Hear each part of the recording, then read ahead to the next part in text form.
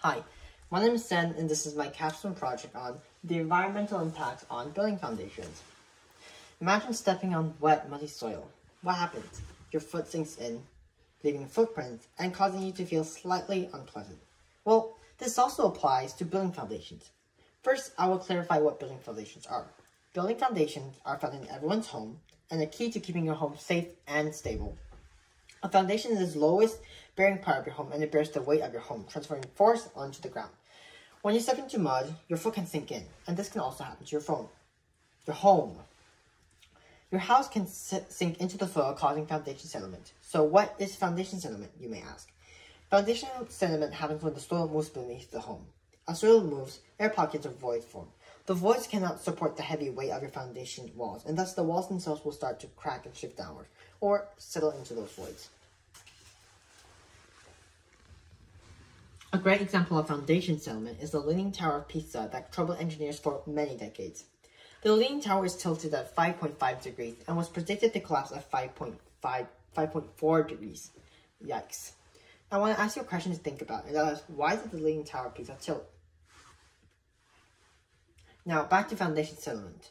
There are four main types of foundation settlement, and they are uniform settlement, tipping settlement, differential settlement, and total settlement of a foundation.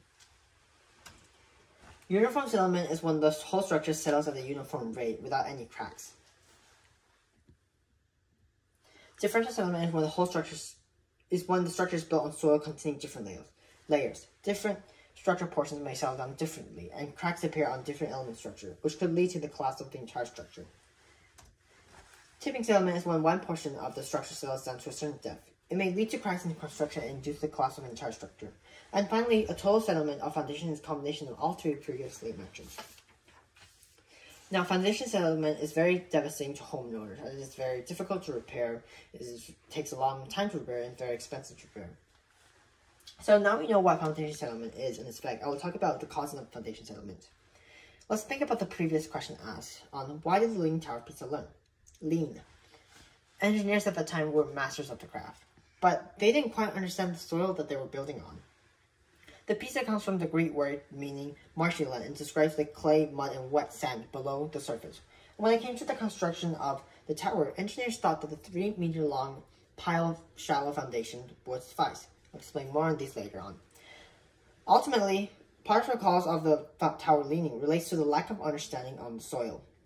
Some other causes of foundation settlement is the leakage of sewage water, inadequate bearing capacity of soil, improper compaction or consolidation, more vegetation, root depth near to the foundation, and loose soil with improper foundation types. Here are some examples of different soil types and what foundations are appropriate to accommodate it. Rocks. Rock, hard, sand, chalk, and sand and gravels are good with strip, raft, path foundations. Uniform, firm, and stiff clay are good with strip, raft, and path foundation. Uniform stiff clay are good with pile and raft foundations. Another environmental cause of foundation settlement is the weather and natural disasters. Earthquakes are an example. Earthquake forces are amplified on water-saturated soil, changing the soil from a solid to a liquid. The quicksand effects make the ground incapable of supporting a foundation. The ground can be crack or heave, causing uneven settling or building collapse. Bedrock soils will be ideal and it has the least vibration, but not everyone have their homes built on strong bedrock soils. Sometimes it is important to reinforce the foundation if your home is prone to earthquakes and is built on poor foundation.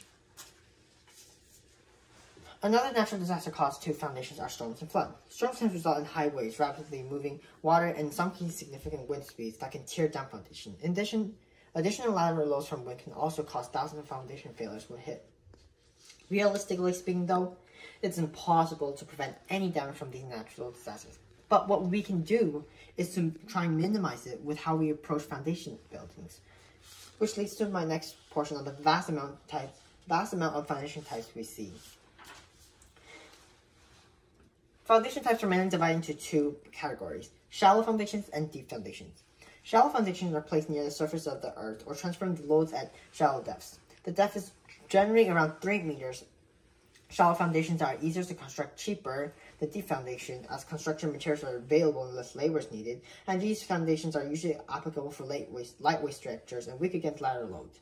Some examples of shallow foundations are isolated foundations, strip foundations, mat foundations, and combined foundations, etc.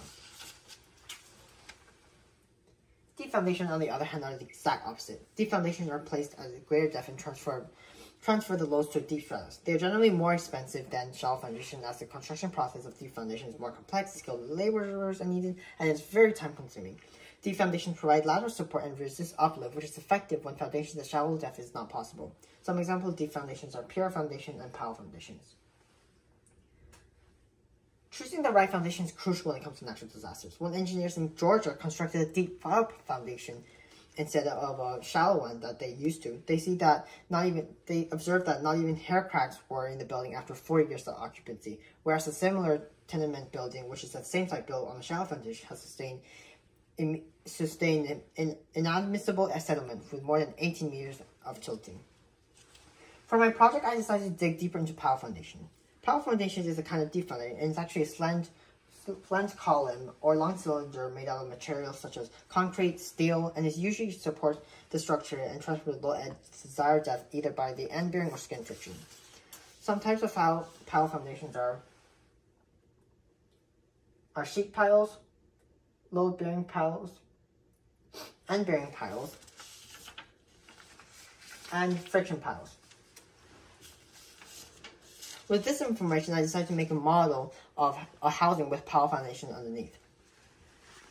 The materials I used to construct the product were Crayola air dry clay, foam boards, some soil from my mom's backyard, and toothpicks.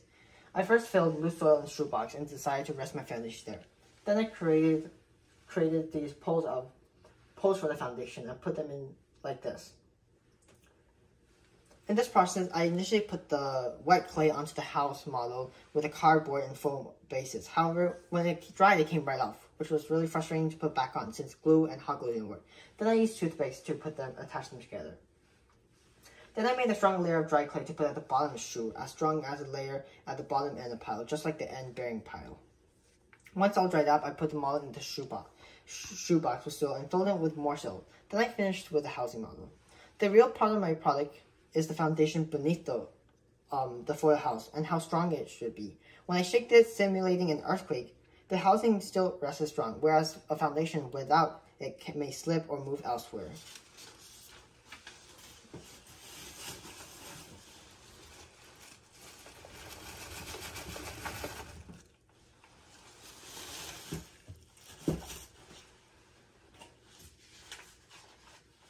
To wrap this presentation up, I want to talk about some of the sustainable measures of civil engineers that should take to a greener future. In recent decades, an enhanced public awareness of environmental degradation has prompted a change from passive waste cleanup pollution to proactive pollution prevention and ecological sustainability. Sustainability is to meet the needs of current generations without infringing upon the needs of future generations or compromising their ability to maintain a similar standard of living.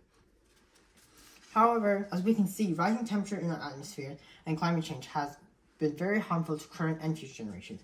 For example, recent heat waves, floods, wildfires have harmed us locally and harm others in the same, if not more serious way.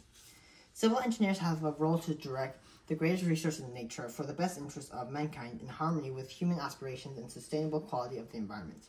Engineers should devise solutions that are affordable and in accord to the needs of society, by contributing to economic growth, to environmental protection, and to improved quality of life.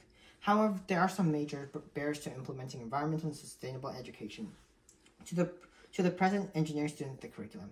The workload of the existing curriculum is already very heavy and very difficult to include.